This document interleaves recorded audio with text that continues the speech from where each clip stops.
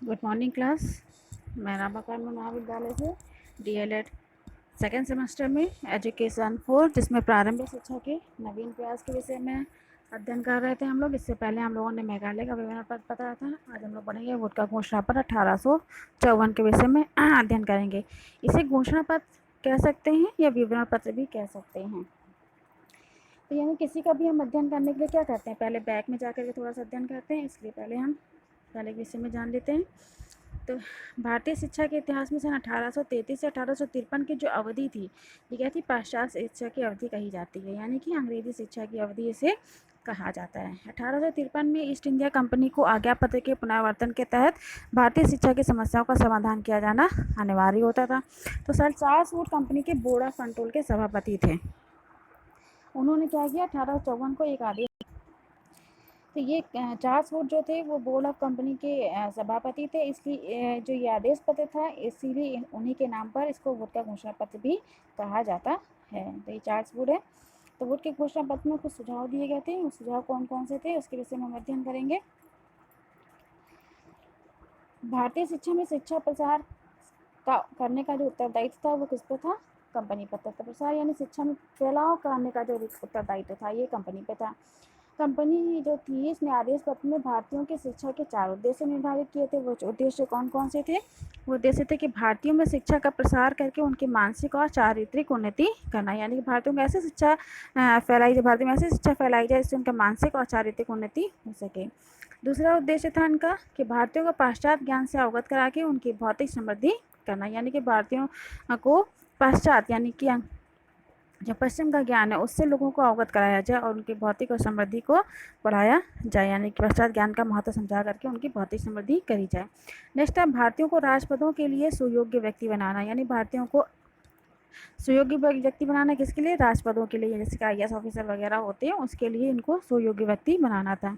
Next था भारतीयों को अपने देश को समृद्धशाली बनाने में सहायता देना, यानी भारतीयों को ऐसी शिक्षा देना कि जिससे वो अपने देश को समृद्धशाली बना सकें। नेक्स्ट था कि अंग्रेजी और देसी भाषाओं दोनों को शिक्षा का माध्यम निश्चित किया जाए, यानी कि चार्ल्स वुड ने कहा कि भारत में केवल अंग्रेजी शिक्षा ही नहीं दी जाए बल्कि वहाँ पे देसी भाषाओं और अंग्रेजी दोनों भाषाओं को शिक्षा का माध्यम निश्चित किया जाए। नेक्स्ट था उन्होंने स्त्री शिक्षा और मुस्लिम शिक्षा को बढ़ावा देने में सहायता अनुदान प्रणाली की भी व्यवस्था उन्होंने की, यानी कि स्त्रियों और मुस्लिम की शिक्षा के लिए भी उन्होंने विशेष जोर दिया। नेक्स्ट था अध्यापकों के प्रशिक्षण के लिए विभिन्न प्रकार के प्रशिक्षण संस्थाओं की स्थापना पर बल दिया गया। जैसे आप लोग यहाँ पे शिक्षण प्राप्त कर रहे हैं, प्रशिक्षण प्राप्त कर रहे हैं, इसी तरह से पहले भी उन्होंने कहा कि अध्यापकों के प्रशिक्षण के लिए अनेक प्रकार की प्रशिक्षण संस्थाओं की स्थापना की जाए, जिससे लोगों को अच्छी से अच्छी शिक्षा मिल सके। नेक्स्ट है प्राच्य साहित्य और देसी भाषाओं को प्रोत्साहित किया जाए, यानी कि प्राच्य साहित्य यानी कि हमारी जो प्राचीन संस्कृत साहित्य था और देसी भाषाएं उन दोनों को क्या किया जाए, प्रोत्साहित किया जाए। नेक्स्ट है अंग्रेजी शिक्षा प्राप्त व्यक्तियों को सरकारी नौकरियां भी दी जाए, यानी कि जो अंग्रेजी शिक्षा है इसके साथ साथ जो अंग्रेजी शिक्षा प्राप्त कर रहे हैं व्यक्ति उनको सरकारी नौकरी देने की भी व्यवस्था की जाए, ऐसा उन्होंने कहा था। नेक्स्ट था भारतीयों को उच्च शिक्षा प्रदान करने के लिए मद्रास, बम्बई और कलकत्ता में विश्वविद्यालय स्थापित करने की आज्ञा दी जाए, उन्होंने कहा था। इससे पहले भी बताया था कि वहाँ पहले भी मद्रास, कलकत्ता, बम्बई में विश्वविद्यालय स्थापन करने की बात रह गई थी। नेक्स्ट निर्णय लिया गया कि संपूर्ण भारत में क्रमबद्ध शिक्षा संस्थाओं की योजना को क्रियान्वित किया जाए, यानी कि सभी जगह एक जैसी शिक्षा व्यवस्था लोगों को दी जाए।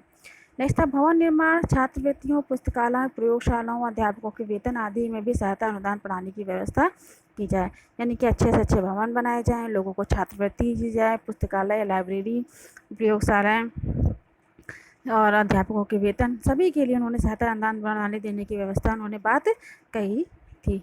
तो आज हमने पढ़ा था वुड के घोषणा पत्र की कुछ बातें थी उन्होंने कही थी, उसके विषय हमने आज अध्ययन किया था, जिसमें उद्देश्य जो है बहुत ज़्यादा पूछे जाते हैं, दोस्त ज़्यादा इंपॉर्टेंट होता है, ठीक है।